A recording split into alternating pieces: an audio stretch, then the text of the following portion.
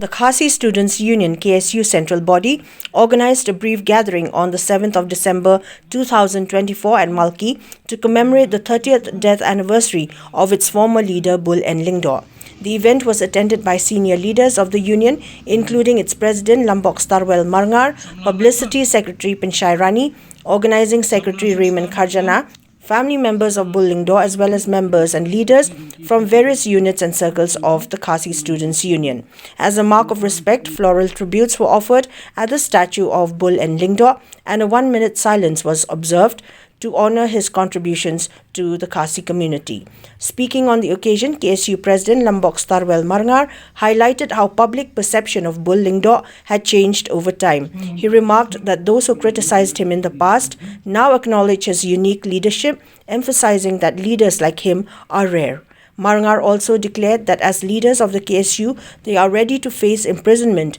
if it means protecting the land and the community, drawing inspiration from the sacrifices made by Bull and Lyngdoh during his tenure as leader. Vice President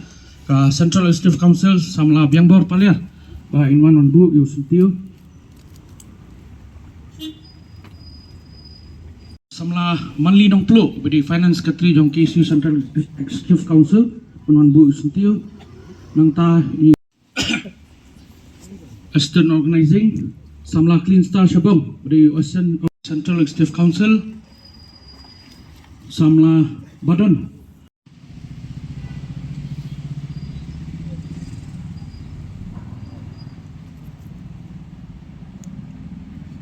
Isbun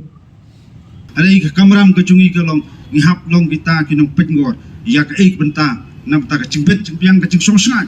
kamtam kibriu na sobar kipai pai hap kimdai belong ditrai kli hapo kendok siap keleng juni ke bri nyu tera perkoi rangi prana ni kanmau kisamla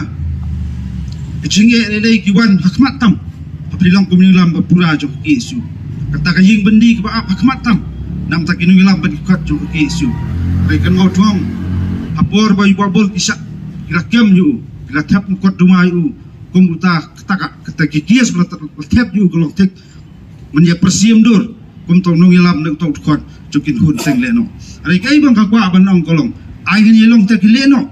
nam ta banyada ya kari berjat bereu kuwai ai ni long tek leno nam ta pensengai ya kari gejat bereu kuwai indrai imdai ban tiang pat ya tak yin bendi pasarkar kasukot sobat kinung ilam bakot jo KSU yang kuat pakan sakset bendi kejat benreu rai ain song bendi ikum pengi kum kisamla tamban